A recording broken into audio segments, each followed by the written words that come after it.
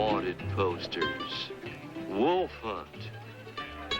Bring dogs. They did.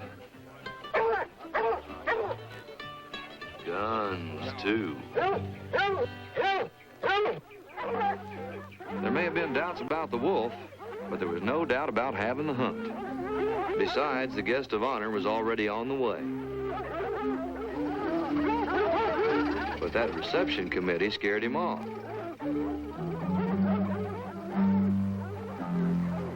Then Chico realized he'd separated himself from Bluebell.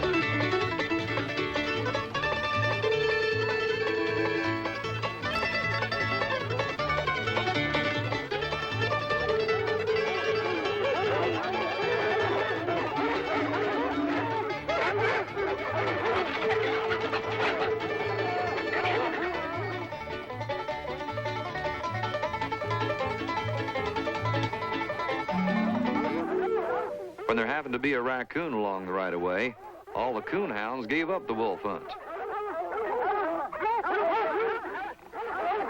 And a possum sidetracked another dozen dogs.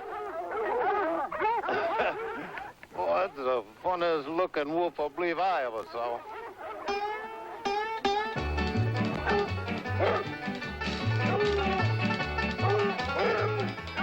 For this Dalmatian, there was first hesitation, then procrastination.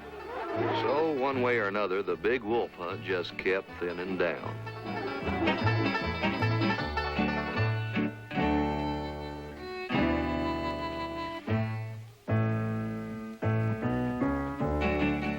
Right about now, Chico started to get a mite tired. So it was time to stop running and get cunning. He'd use this old covered bridge to cover his tracks with some of his own tracks. The double back trick with the twist.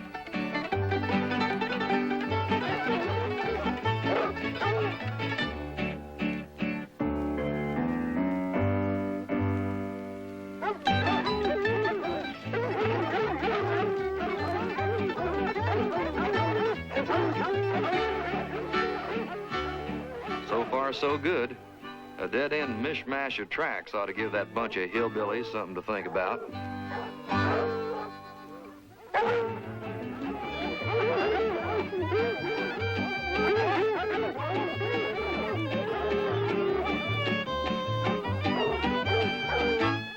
The old switcheroo had put Chico right where he wanted to be, in back of the pack. What he aimed to do now was find a spot to cool off and catch his breath. No doubt about it, Chico had picked a good place, but a bad time. Seems the miller was ready to run off a batch of cornmeal.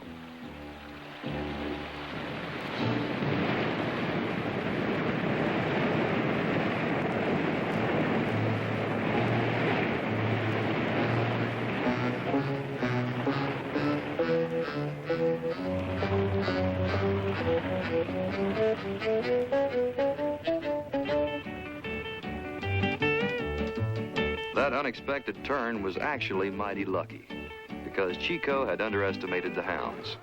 They knew their business, and their business was hunting.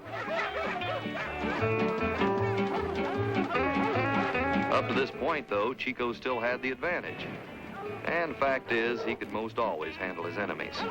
But he sure couldn't cope with a well-meaning friend, Bluebell.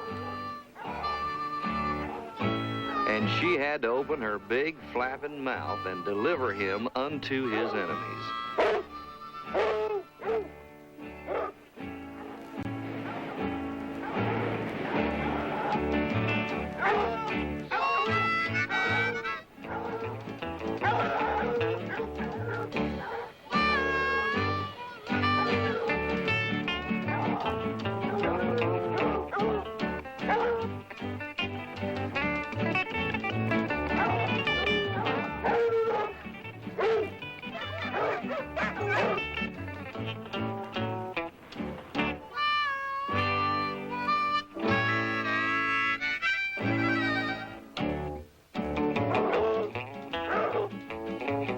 Any advantage Chico had was gone now.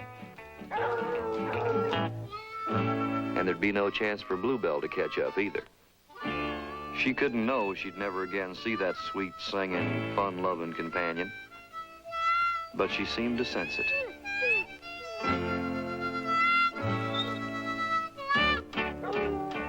Another mile of running.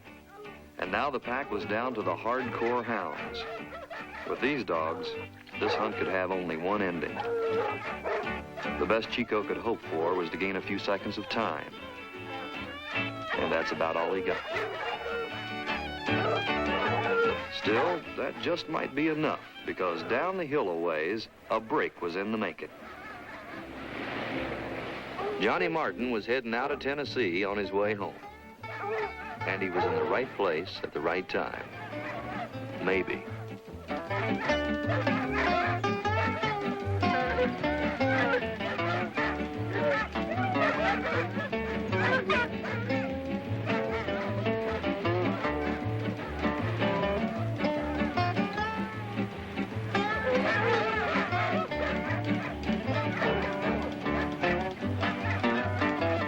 Jump here, coyote.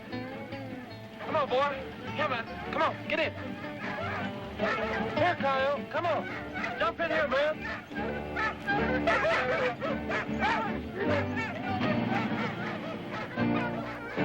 Of course, Chico's choice had been a matter of survival. But now there was sudden close confinement inside the car, and an already nervous and frightened wild animal. Whoa now, man. Easy, coyote. Whoa, boy. Calm down now. Calm down.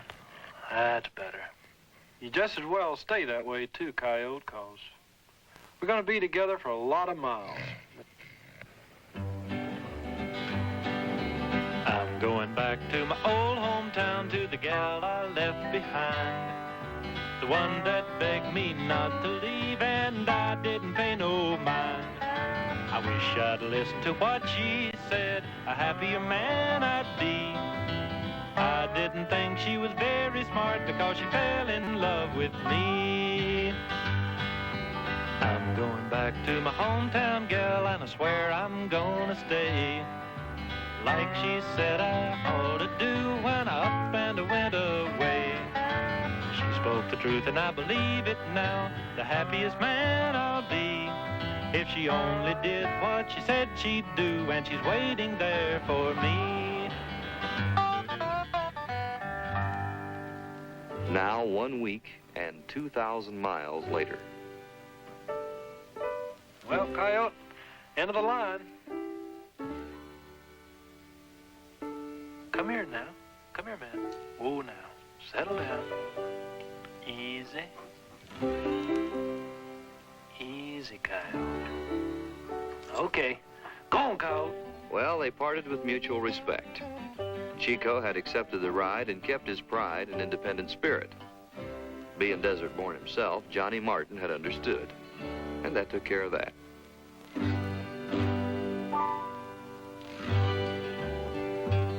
Yeah, he was home again, and he should have been glad, but somehow Chico was kind of sad.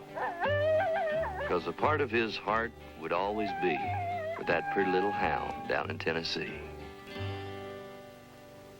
Yes, sir. And he'd sure left her something to remember him by, too.